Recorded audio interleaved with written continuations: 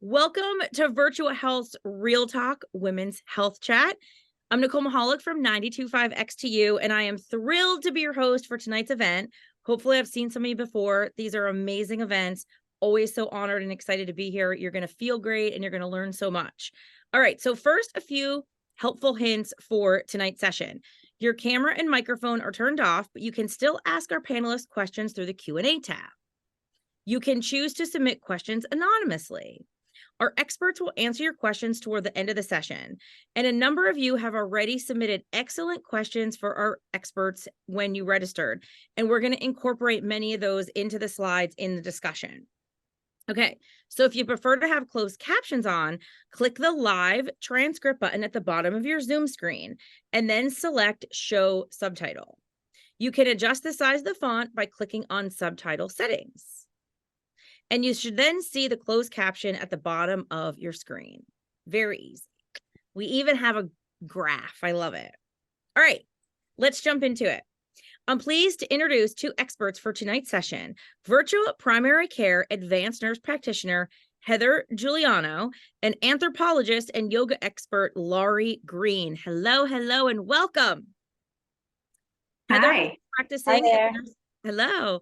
Heather has been practicing as a nurse practitioner since 2005 and has been with Virtua since 2016. She recently completed her 200-hour yoga teacher certification and is currently mentoring at Shine Power Yoga.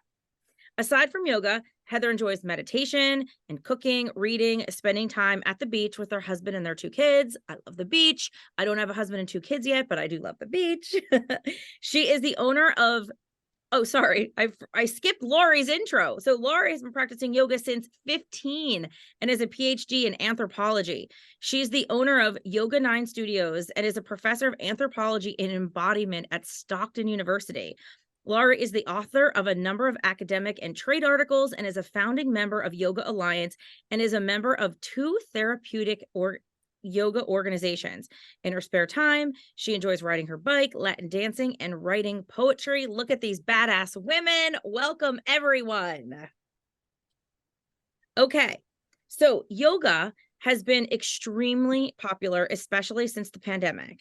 So can you talk a little bit about what's involved with yoga? Laurie, if you want to kick this off, and we're kind of just going to go right into it. Well, that really depends what you mean when you say you're doing yoga. So there's a variety of styles of yoga, and there's two categories of yoga that sort of encompass all of these styles.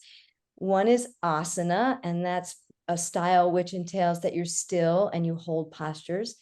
And the other is vinyasa, and that's a system where there's constant movement. And each of them require different effort, and they have a variety of different effects. But what they both have in common, both kinds of yoga have in common, is that they serve to increase your focus and attention, and in particular, focus on your body and what it's doing and how you're feeling, your breath, and your mental state. And they can be practiced anywhere, which is an advantage of yoga, and at any age. And that most styles combine breathing, movement, and focus, which all have their own positive effects. But in combination, what they tend to do is increase your sense of embodiment. And embodiment just means your feeling of living inside of your body fully. And this increase in embodiment increases your sense of agency and control over yourself and over your life. And it also eliminates the sort of hard and fast boundaries that we put around our sense of ourselves. So it increases our sense of maybe possibilities of things that we might not think we can do, that we can do them. And the best thing about being embodied is it supports good, healthy habits, because when we feel like we're in our bodies, we want to take care of ourselves.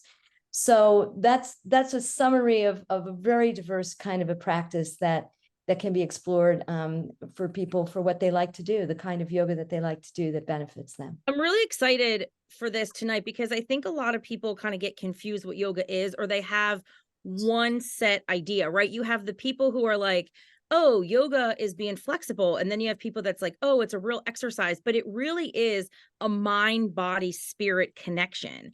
It's many layers. It's not just about flexibility. It's not just about mindfulness. It's encompassing all of that. And, just in my experience, I've done all different kinds of yoga, but you have the extreme, like, core power heat yoga people, and then you have the people who are doing, regular Vinyasa flow yoga. So I think it's going to be really important throughout this session.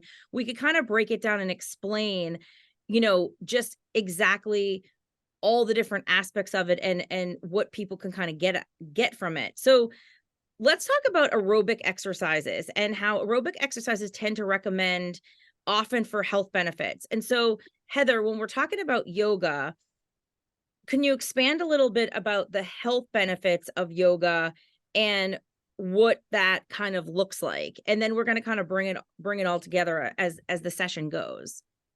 Yeah, there are so many benefits to doing yoga.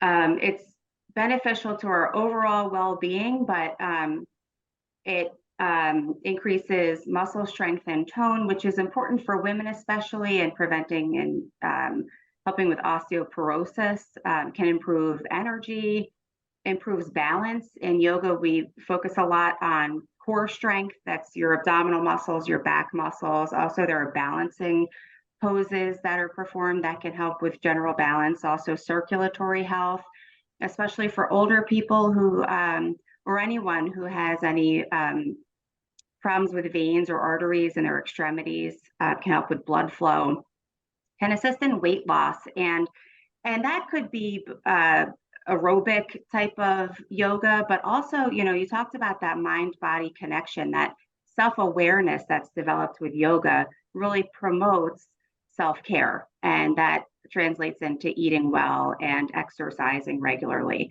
Can protect from injury, so strengthening your muscles will help support your joints, and going back to balancing can prevent falls, which can lead to, hip fractures. We see a lot in older women, especially after falling. So also reducing inflammation.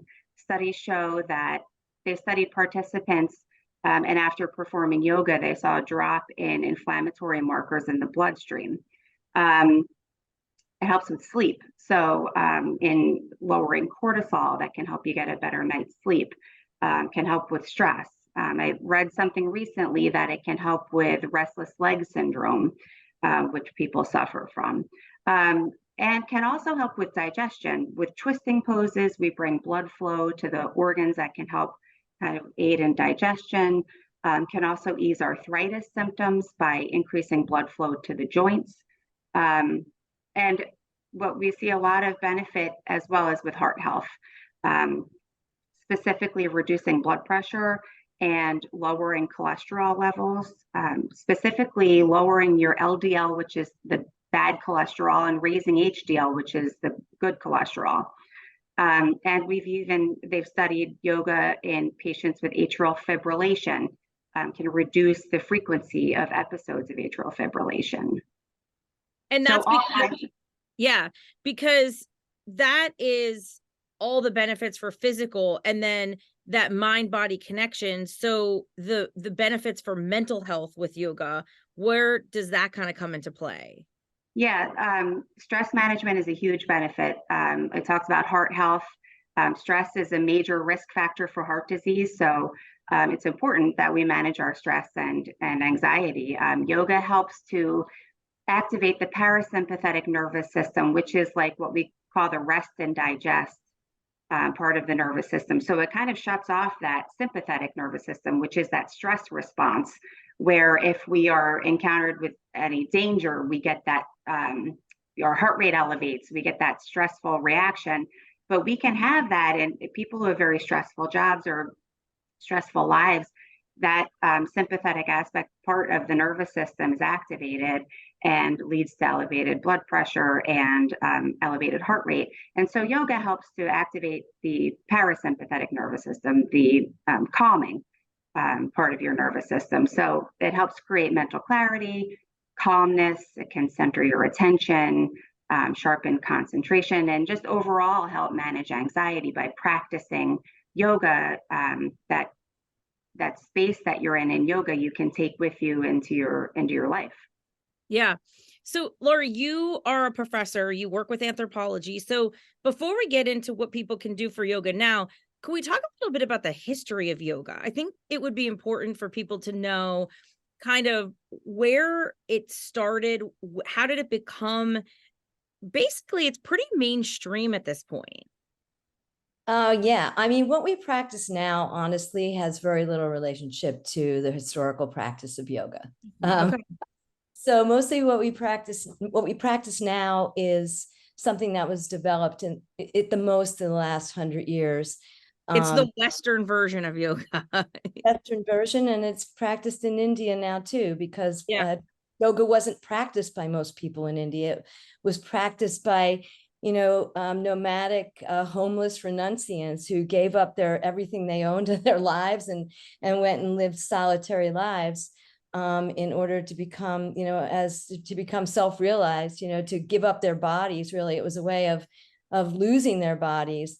We use it in the opposite way. It's adapted to our culture and Western culture and modern culture, where we try to use this practice in order to live better in our bodies instead of to deny them.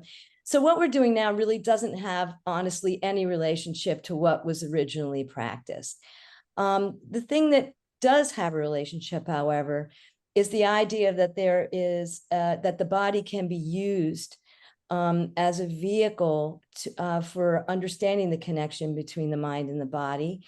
And the opposite is true as well, that the mind can be used to better experience the body and what's going on in it, and generally be more aware of ourselves again, so that we can be more embodied and want to take care of ourselves and understand what's going on in ourselves. I mean, that's really the historical relationship between what's practiced now and what was practiced originally. Yeah. The physical postures that we do are almost all new. And why we do them is quite different, but it's still a practice that it helps us understand ourselves. Yeah. Well, yeah. And I think too, because, the traditional exercise, right? Like lifting a weight or cardio, you're not really thinking about it. You're just basically using like your brute strength, or you're just using where you're just doing it. Where yoga, it really is, you're using your brain to think about the pose, to think about your breath work. And so it helps with that connection. Okay, let's move into age and flexibility. I also want to talk a little bit about the different types of yoga that are out now. So let's start generally about, can anyone start doing yoga classes regardless of age or flexibility? So we'll start really broad and we'll kind of bring it in. Absolutely. Anybody can do yoga. It doesn't matter how old you are. It has absolutely nothing to do with your flexibility. In fact, that's why you do yoga. If that's your purpose, if that's why you're going in there, is to become flexible, you will. But it doesn't really, flexibility is minor. You don't have to be flexible. In fact, it's more important to have strength. And a good yoga practice is actually more about creating strength and stability, which should always precede flexibility if one wants to maintain flexibility and avoid injury while they're becoming flexible by overstretching.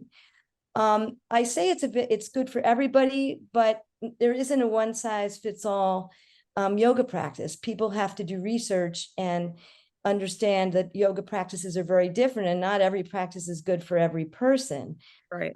It's important to find a qualified teacher, and because yoga is unregulated in the state of New Jersey and in the United States in general, that we have to be good consumers and do our research and find out the qualifications of the teachers that we're going to. I think some general things to suggest is that people should avoid overheating, especially if they have cardiac issues or if they're elderly. So maybe a hot class isn't a good thing for some people. And also they may want to have a class if they're new to yoga, or if they do have some sort of physical limitations, where props are available, so that they can, and the wall, use the wall or chairs, so that they can better balance and also assist themselves in being able to accomplish the postures in a way that's beneficial for them. I think it's important, really important to understand, and it's something that I've emphasized teaching all these years, is that it's not about, the posture isn't about a shape, okay? It's not about making a shape and imitating a shape. It's about getting a certain effect from what you're doing. And so all postures are easily modified by a qualified teacher, or alternate postures can be given to people that can have exactly the same effect, because that's what we're looking for. We're not looking for an imitation of a shape or having to get into a certain position like everyone else is.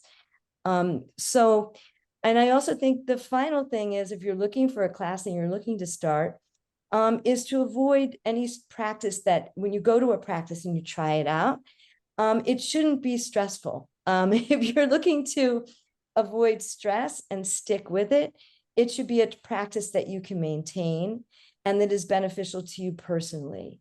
And that there's all different kinds of styles, just from seated, very gentle meditative styles to, again, holding styles, as I mentioned, in asana, and then to more moving styles that might be more vigorous. But each of those styles is really for a different kind of a person. And so again, we have to be good consumers when we go out and look for classes. Yeah. So Heather, you're a newish teacher, right?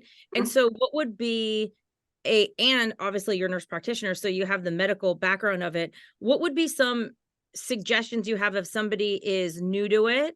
And like I said kind of earlier, there's a lot of different classes. So you do have a traditional class, but then you have somebody who's like, ooh, I love the heat. I want to take a heated core power class, which is pretty extreme versus like a beginner class. So what are maybe like a handful of questions that you could say, not even, maybe only one or two, that if somebody's new, they would go to a teacher and they could ask before they start?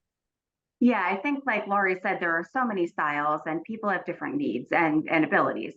So first, if you have any chronic medical conditions, any specific joint pain, talk to your healthcare provider about what they think in terms of your ability and limitations. And then I would reach out to a studio or two and speak to the owner or speak to one of their instructors. To a lot of places offer a wide variety of classes, so within the one yoga studio you may only find one specific style of yoga, but a lot of times there are beginner classes or a lot, all just different styles of yoga. So reaching out, learning about the different styles, what you think might be right for you, and then speaking with an experienced instructor who can help lead you into an appropriate class.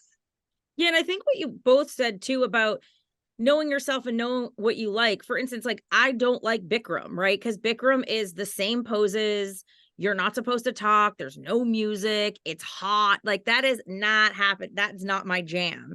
So like, no, but that works for some people. I get in trouble every time because they're like, stop talking.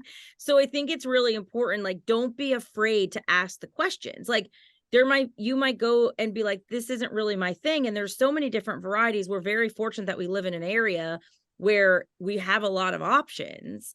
And so, and like both of you said, when you have owners of the studio or you have coaches, they want you to get the most out of it. So they want to answer your questions. They want to help you. And so what would you say if somebody if they're feeling anxious, like they know they want to do this, but they're feeling anxious about taking the step? What are some ways that they could, some good stories they could tell themselves to like give them that bit of confidence to walk through the door and give it a try? I get these phone calls all the time. I'm older and I get the phone calls all the time where people say, oh, can I start yoga because I'm 40 something? And I say, well, you're, 20 something years behind me. And I'm certain that you'll be fine in class. But having, it's not, nobody's looking at you in a yoga class, everyone's doing their own thing. Nobody's looking at somebody else. Again, it's not about imitating a shape or looking like someone else. It's about getting the impact, the effect of whatever you're needing to get, or the teacher is saying you need to get from this particular sequence. I do want to say that doctors often recommend yoga to people who they feel need a rehab situation or need to do something gentle, but they often don't have a lot of knowledge about what it actually is, or the variety of things that are going on. So my suggestion would be to talk to your doctor and get a list of things that you can't do or that you should avoid, or precautions, and bring that with you when you go to interview a studio, because the doctors really don't understand the variety of things. They think you're going to go in there and do something very gentle that you can't get hurt doing. And that's just not always the case. But you, again, you don't need to be flexible. You don't need to know if you're going to a class where someone's teaching. I know a lot of people's trepidation is, oh, I don't know how to do it and everyone will know everything. Well, if there's a teacher there, you're not supposed to know. They're teaching you. Yeah. So go to a class where they're teaching, not where they're calling a class, and everything should be fine.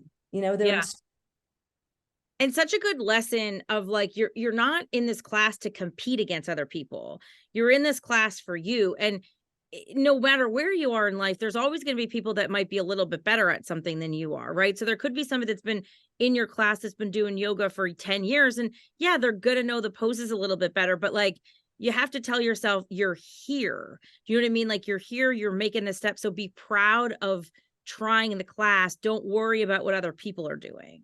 And teachers in yoga also, they do a lot of physical, often, most teachers are trained to do a lot of physical assisting. So they're going to come and help you they're going to make corrections and help you do the postures. And it's not because you're bad at it. It's because they're there to teach you. And, you know, that's why you're going. So you shouldn't be hung out to dry in a class. You should be taught.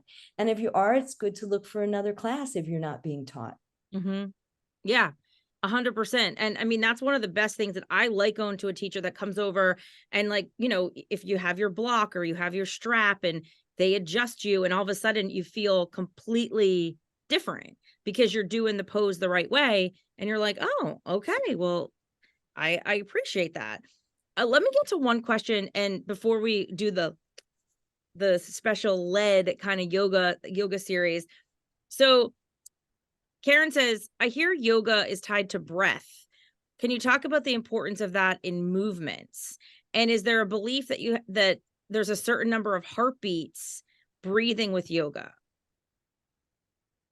I've never heard the heartbeat thing. I haven't either. No. But certainly so that is fake news. Yoga is all about coordinating and controlling breath and movement. That's what it is. And so the breathing and the teaching of breathing and how to coordinate that is really the foundation of any style of yoga practice. Yeah, yes. It's coordinating, like Laurie said, the breath with the movement, which can increase your heart rate or slow your heart rate down depending on what you're doing. But we don't, you know, in terms of the heartbeat or heart rate, I've never heard that. I don't, you know, like I said, it can increase or decrease your heart rate, but not stopping to check your heart rate or anything like that. Yeah. Yeah, I'm not really sure, because then she said a certain number of heartbeats in a lifetime. I'm not sure what that means. And so never heard that. But I will say that the research shows that slow movement coordinated with breath is the most beneficial kind of moving and breathing that we can do in terms of our health benefits. So a lot of the yoga tends to be slow on purpose. And some of the reason for that is because of the benefits of it, the calming benefits, the keeping your heart rate down or steady is more essential to yoga practice. But also because when you go slowly, it's more mindful and it gives you a chance when you move slowly to see where you are and make corrections. Right. So the slow coordinated movement with breath is everything. Here's a question. I have to wear compression stockings and I know yoga is done in bare feet. Will I be able to join a yoga class? Yeah, I would use caution if they are, if it's going to make things slippery. If you could scoot them up above your, you know, just so you have good traction, that would be the only concern. There would be no issue with wearing them as long as there's no concern, for sliding and slipping. Right. And maybe if you have like a good mat that has a little traction on it, or Yeah. compression socks with like the stuff on the Yeah, bottom. I mean, there are yoga socks and yoga that can make the bottom of your foot grippy. So Yeah. you could put those on over the compression stockings. That would be fine. Do you get benefits from doing seated yoga? Hmm. That's what we're going to do today. So That's what we're gonna do today. How about them apples? How about that?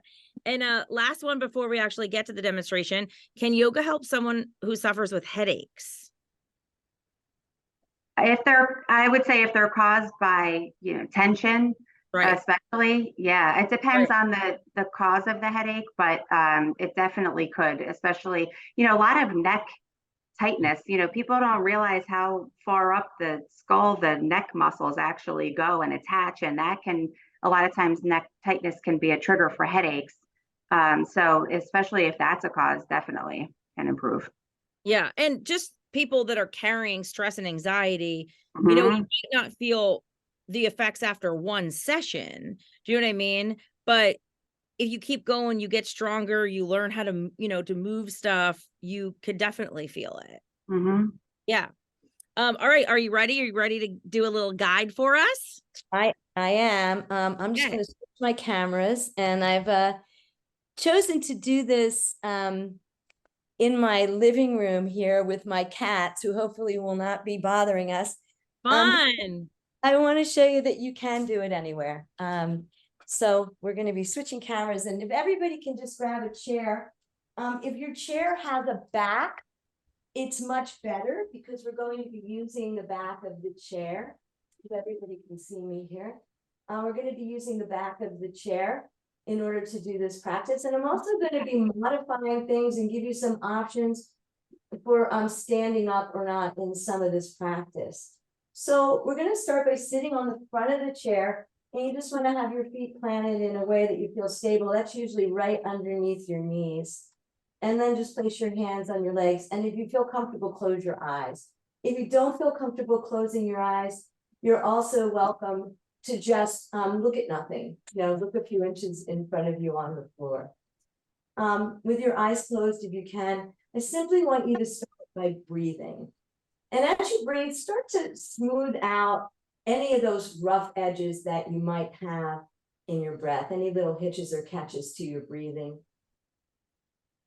And start to deepen your breath by making it longer and slower. So as you're doing this, we were mentioning that the slow breathing, the coordination of breath and movement, and the control of breath are the foundation of any practice. So the first way to start is just simply by realizing you can control your breathing. And as you deepen your breath, avoid creating stress by allowing those natural pauses that transition from your inhale to your exhale, and from your exhale to your inhale. At the top of your next inhale breath, pause here and try to stretch out all your ribs as you're gently holding your breath. Make sure you're stretching the backs and the sides, so your rib cage sort of feels like an umbrella or a big barrel opening. And then keeping your chest lifting up toward the ceiling and your shoulders relaxed. Exhale, allowing your ribs to retract again. And again, inhale and pause. Make sure all 4 sides of your ribs are stretching, not just the front of your ribs. Maybe that's a new feeling in your back. And then slowly exhale, keeping your chest lifted. Try not to collapse when you exhale, but try to get taller instead. One more time, inhale and pause. And this time when we exhale, we're just going to try, without using our hands, without changing anything, to exhale just out our left nostril. And then in through the left side as well. So we're trying to just breathe in and out through our left side. And it may take a few rounds of breathing to feel that. And you may be surprised that you can feel it. And notice how you can now focus on the left side of your body. Maybe it feels like your left side inflates more than the right when you inhale. Maybe it curves over toward the right. And that it releases back down as you exhale, where the right side is just standing there and watching.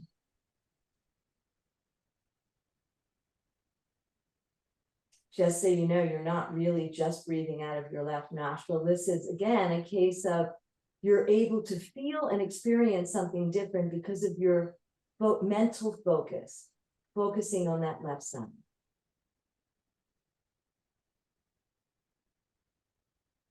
And just this focus, the degree to which you have to focus to just breathe, the feeling of just breathing to one side also is calming, right? Because you have to focus. Everything else has to go away. And at the top of your next inhale, pause again. Stretch all your ribs. And then try to switch that, just breathing out of your right nostril and in through the right nostril. And if it takes a few rounds of breath to feel that, that's fine. And see if you can start feeling more on the right side of your body now. And just notice how you feel. How do you know your right side is there? Breathing into it. A mental exercise.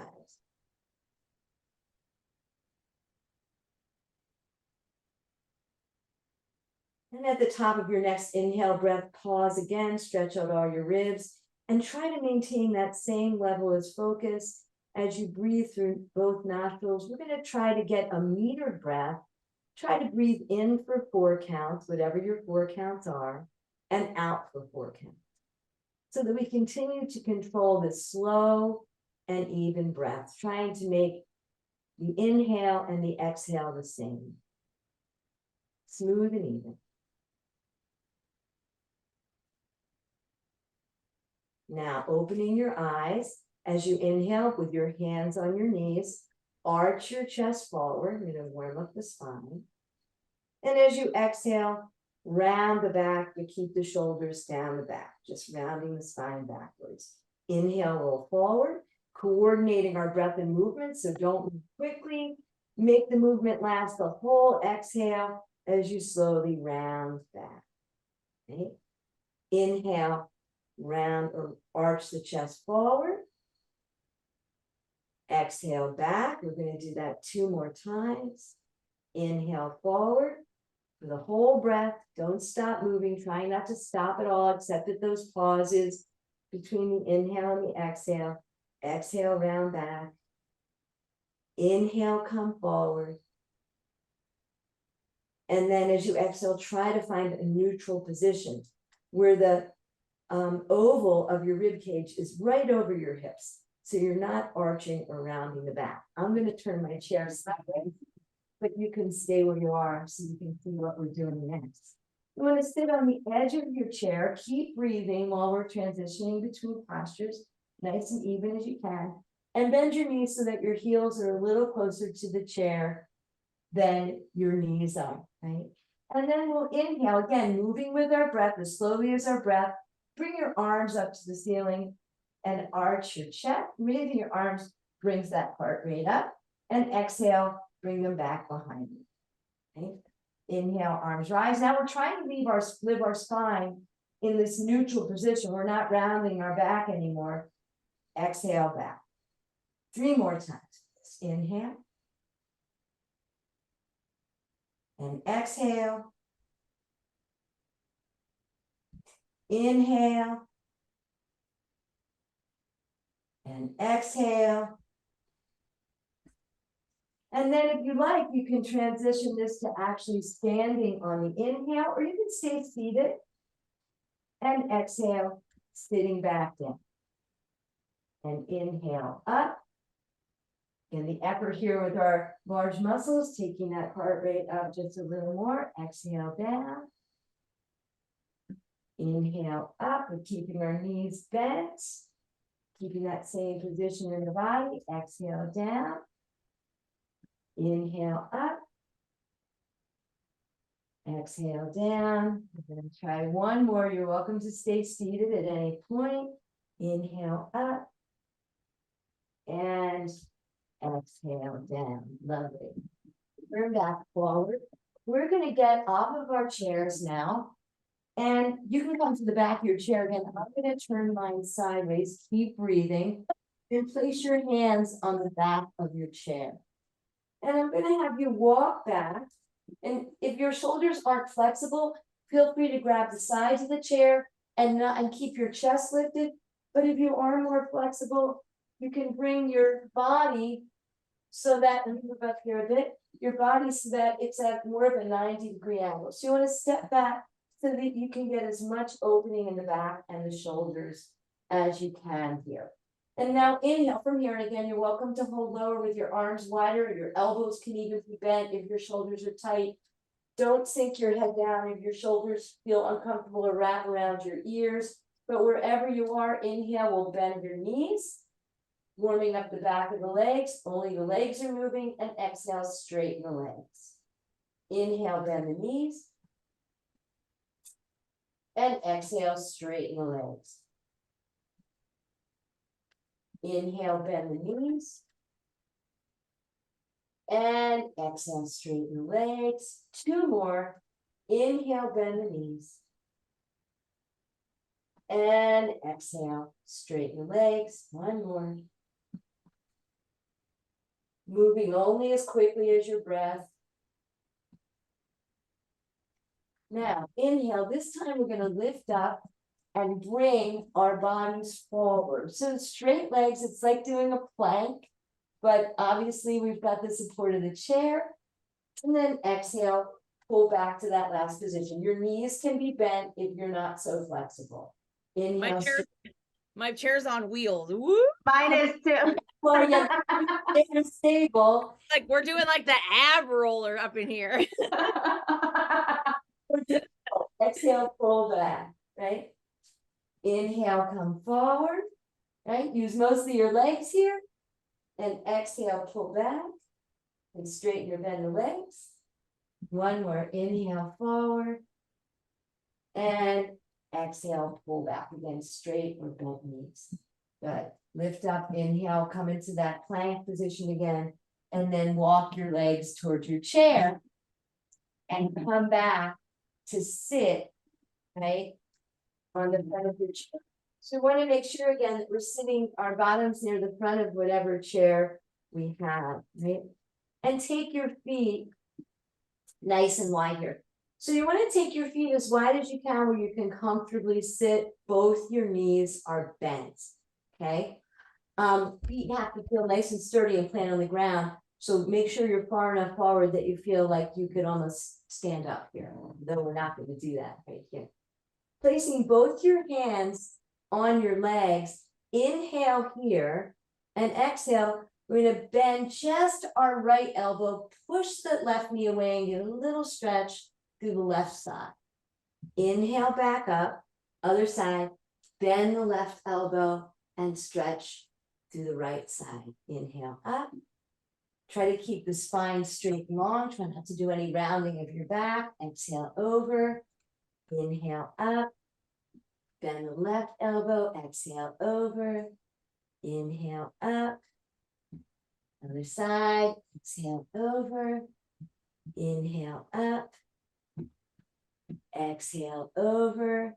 Now inhale, this time will come up, exhale over. We're going to stay here. You can keep your hand like this, or if you can bring your forearm onto your thigh, that's great as well. And then bring your left arm, your other arm over your ear. If you feel unstable here, it's fine to keep your hand on your thigh. You can push your thigh away to try to get just a little more opening. And now we're going to do that even breathing here.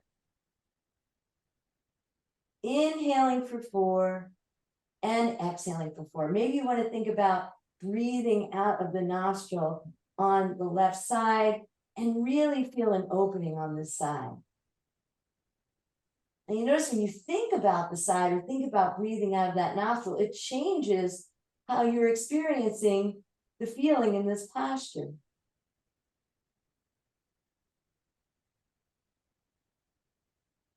You could get a really nice view of my black and blue mark. There you go.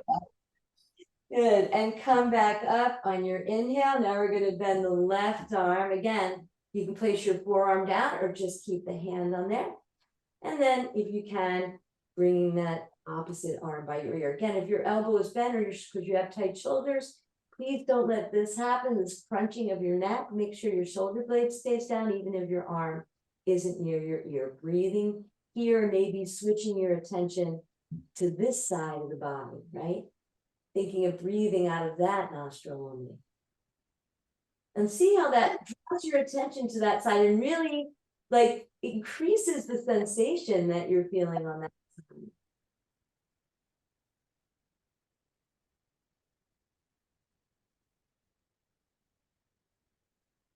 Slow, even breathing. One more breath here, inhaling. And exhale, slowly come back to center. And now we're going to turn one way on our chair, and I'm going to move back so my legs are right against the back of my knees, are right against the edge of the chair, and my feet are on the ground. If my feet weren't on the ground, I might want to get a block or some books or something and make sure I can really feel my feet on the ground. Right? So inhale, moving your arms up toward the ceiling here only as quickly as your breath. And then exhale, we're going to turn toward the right, bend our elbows, and place our hands toward the back of the chair. Now here, take a look at your knees. I want you to make sure that your left knee didn't come forward, which means that you've moved your hip, and we don't want that. So make sure that your knees are even as we're doing this exercise. So inhale, we raise our arms and come back to center. Exhale, turn and place our hands on the back of the chair. Inhale up, 2, 3, 4. Exhale, 2, 3, and 4. Again, inhale, 2, 3. You're breathing, I'm talking. Exhale. 2 more. Inhale. Watch those knees, keeping the hips steady. Exhale. Keeping that left hip pulled back. 1 more. And staying here now and breathing. Keep looking at your knees. Make sure that the knees are even and the left knee is not moving forward from the right, and breathe here. Now, each time you inhale, think about lengthening the top of your head to the ceiling. And each time you exhale, lengthen even more and try to twist a little more using your hands to help you. Don't let that knee move or you've gone too far. Breathing smoothly here. Maybe on the inhale, think about separating one vertebrae at a time, making space for that twist. On the exhale, 2 more breaths.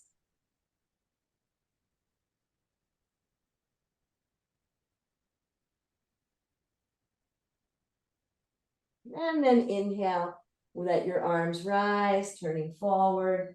And exhale, let your hands relax slowly onto your legs.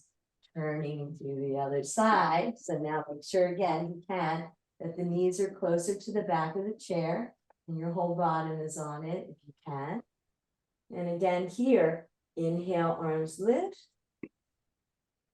And exhale, turn to the side, holding the sides of the chair. Again, check out your knees. Make sure your right knee is in front of the left. Even them out so the hips stay steady on the chair. I think about squeezing my sit bones toward each other, my bottom toward each other to keep myself nice and stable. Again, inhale, arms lift now. And exhale, turn and elbows bend. Hands come down. Inhale up. Turning back to center. Exhale, twist. And hands come down. Right? Inhale up. Exhale, twist. Following, linking breath and movement, coordinating them. 1 more. Inhale. Not rushing anything, making sure you feel every moment of each breath, and exhale down. Staying here now. Inhale, lengthen the spine. Exhale, lengthen it even more, and maybe you've got a little more turn. Inhale. And get even taller. Inhale again.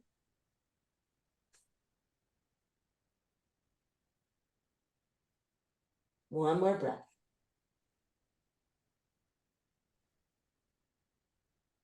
And then inhale, let your arms rise, turning forward, and exhale, let your hands relax down on your legs. Turning to the front of your chair again, let your hands rest on your lap comfortably, close your eyes again. Take a few more of those controlled breaths.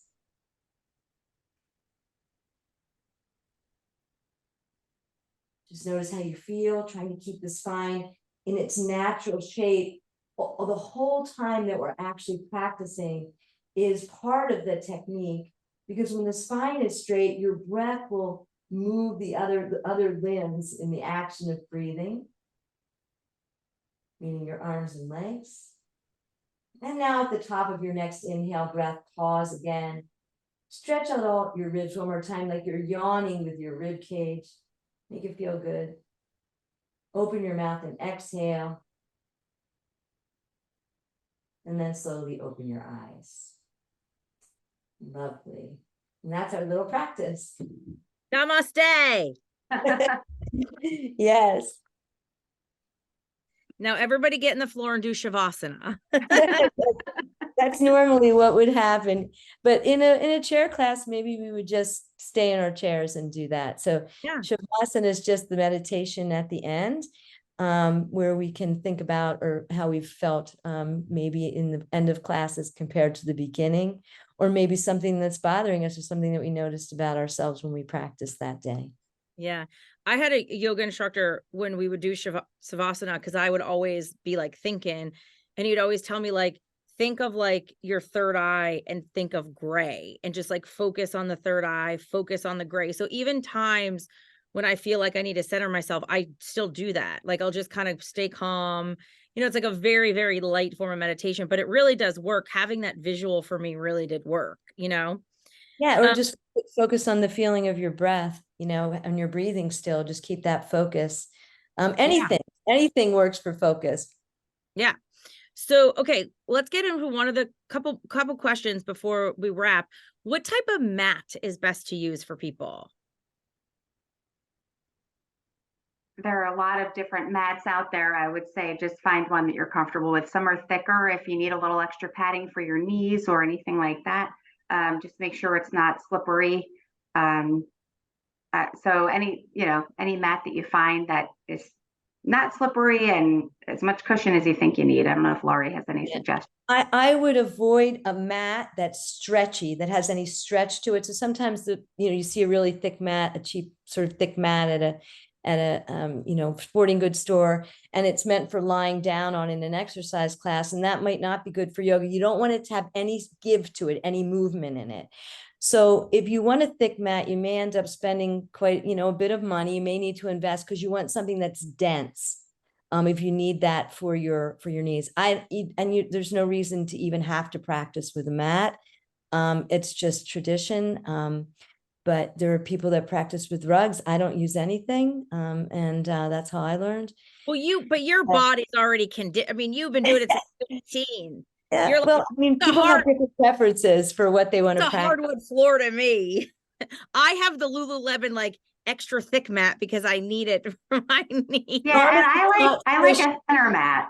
So it just is. Yeah. It depends on the person. Yeah, as long as you're not going to slip, it really doesn't matter. Not squishy. Don't make it squishy. That can be dangerous. Having a squishy mat. So here's another question. I'm not very flexible. I have bad knees and a muffin top. In parentheses, a whole bundt cake. Like, how do I get started? Just like everybody else, flexibility doesn't matter. I literally have a t-shirt that one of my students made me that says strength and stability precede flexibility, because it's so what people emphasize, and it's so unimportant. You don't need to be flexible at all. In fact, you're less likely to get injured if you're not flexible. People that are flexible get injured where they're flexible because they don't have control and they go too far. So it's a blessing, actually. Mm-hmm. Yeah. Will yoga strengthen core muscles and help reduce belly fat? Yeah, belly fat, a lot of, we collect fat around the midsection because of elevated cortisol. So with the stress reduction, the meditative aspect of yoga will help with that, as well as the awareness and the self-care that goes along with that will help with that as well. Yeah. And it does strengthen core muscles. Certainly balancing is all about core strength. And I want to mention something about balancing because people get frustrated by that. Just attempting a balance gives you core strength. Accomplishing a balance where you actually don't fall. Just trying it actually gives you that core strength. And that's why balance is one of the most important things we can do as we get older. Once you lose the ability to balance in older populations, one of the studies I've done, you don't get it back. It's been one thing but if you keep it up, you don't lose it. So it's so important. Core strength is important to our organ function. It's not just about being thin. I think we need to get off of that sort of like what my stomach looks like idea. It's so not important. What's important is that you're healthy and your body works right and your body does the things you want to do and you enjoy. And that's what your yoga practice should be about, to support that, your health, not about what you look like. Yeah, my doctor says all the time, I have hypothyroid, and she says all the time that so many people in this country, especially women, are obsessed with weight, and we need to be obsessed with health. And it's about the mind, body, spirit connection, and that body diversity is real. So there's there's literally 7 billion people in the world, and there's only one of us with our own personal genetic makeup. So of course we're all going to be different, and that's beautiful and should be celebrated. And so even though society has ingrained us in a lot of ways, like, it's important to focus on your health. And that is, getting your blood work, going to see your primary care physician, moving your body, doing things to help your mind. And yoga really encompasses a lot of that. Another is, how can yoga help with pain relief? Is there any poses or movements that are better or that should be avoided? Depends what the pain is and what's causing it, is what I would say. Yeah. Yeah. Yeah, that's going to be individual. Poses to be avoided are just your personal concerns, but how can it help with pain relief? Yoga can help with pain perception, and also with, depending on what's going on, certain poses or series of poses can help, depending on what the cause is. And in general, just the strengthening, improved blood flow, all of that is beneficial. And just your ability to, as they're saying, to move your attention away from things. I would say, like, as an example, having arthritis pain is very different than rheumatoid arthritis pain in terms of a prescription. And I would, as a therapist, I would have a very different practice for those two different kinds of pain that both may be called arthritis because they have very different causes. And so, it has to do with an individual. And if you do have things going on, it's really important to find I can't emphasize this enough, to find a qualified teacher that knows how to work with people with, with various challenges. And that's almost all of us. So find a qualified teacher. And I think anyone who's been in labor can attest to the breathing that can help with the pain. And so yoga is the same idea. Breath work can help with pain. Yeah. And honestly, like, don't be afraid to ask questions, right? So even if you're doing it for the first time, be proud of yourself that you're going to do it and ask the questions, and don't look at it like, I'm not going to be able to do it. Be like, wow, I'm awesome that I'm actually taking this step to go and do it. If I would have this suggestion too for beginners, if people are just starting out and you have any worries, or and even if you don't, it's great to find a beginner's course, like a series of classes that really start from foundation and take you through some of the principles, so that when you do go into an open class, even though it is instructed, you already have that foundation. I can't emphasize enough how smart I think that is, if you can locate that, instead of just jumping into class if you have any concerns. And there are introductory courses as opposed to just coming into an open class. Yeah. Before we wrap up, is there any advice or anything you would like to tell our attendees?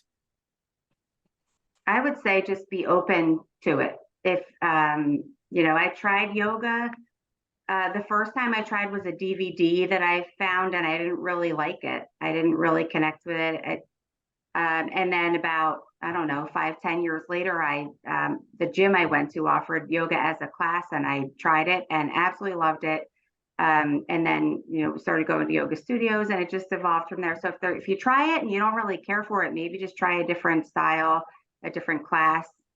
you never know what you might walk into that you end up loving. And the other thing is, like Laurie said, yoga is a very judgment-free zone. So I wouldn't be shy about going in and trying something new. I wouldn't be embarrassed. Nobody cares. We're all like Laurie said, doing our own thing, and just go for it. Yeah. Yeah, I agree. I also think if I was a real beginner, the first class I took would be with a teacher, not with a DVD. That's a good point. nobody's there to make sure you're safe, Yeah. to tell you what you're doing, to help you, perform things properly so they can benefit you. So the DVDs and the convenience of online stuff is great if you already know what you're doing. It's really a benefit because you already know what you're doing. You can do that. But when you're a beginner, I would really strongly suggest that you go to a class and try. And if you don't like that class, or you didn't feel good the next day, maybe that particular class isn't right for you. But don't give up. I would suggest thinking about why it wasn't good for you, and finding a class that you think would be better suited for you. Yeah. That would be my one question that came in. It says, why is there all this interest in hot yoga? I am on cancer therapy and I get hot flashes. I don't understand the therapeutic value. I have my own opinions about that, and they're different from other people's. But if there's any reason that you are overheating, you shouldn't be doing hot yoga. I think the one reason people really enjoy hot yoga is because you're sweating a lot and you feel like you've gotten a real workout because you're in a sauna, basically, and it feels intense. The danger of a hot class, one of the dangers of a hot class, is not just the overheating, but people have a tendency to overstretch, and because they're artificially warmed up instead of warming up from the inside of the body out. That doesn't mean you can't get a great practice in a hot class. It's just a precaution. People try to dive into things very deeply, and deeper is not better. Something balanced is the best, a balance between strength and flexibility. So, but I think people are attracted to the sweating of it. Sweating gets your endorphins up and it feels good. And it also feels like you really worked out. And I think that's maybe the attraction, but maybe you can speak to that. Yeah, I think the reason it became popular is like you're saying, and it's supposed to help with warming up your muscles and stretching and all of that. I think that's kind of why it got big. But there is a lot of health concerns. I like hot yoga, so but you have if you have any health limitations, may not be the best thing. So it depends on the person, really, and what your preferences are. Yeah, yeah, there's something we got really the last decade or so, we got really into like exercise needs to be miserable. You need to feel like you're hot and you're going to throw up. And like, that is very triggering to me. So like, I think it's a good way to be like, some people really love that and they love to feel like that is hell. But then there's also people that like, you can get an amazing workout and so many benefits that like you don't have to do that. Like your body is just functioning on its own. And I think that's very good. Like walking is amazing and a regular yoga class is amazing. It doesn't have to be miserable. I think that's a really great lesson too. Yeah, I mean, I tell patients I want them to move their body in a way that they find joy in it. If you hate running, don't run. If you hate yoga, that's okay. But I think try it and see what you think. Well, awesome. Thank you so much. And remember, it's your body. And if it's not functioning the way you want it, there is help. A recording of this session will be emailed to you next week, which is awesome. And a Virtua Primary Care not only offers routine exams and management of chronic conditions, but is your trusted partner in health, wellness, and in life. So for more information or to schedule an appointment with one of our primary care providers, just visit virtua.org/primary near you. Super easy. It's right in front of you.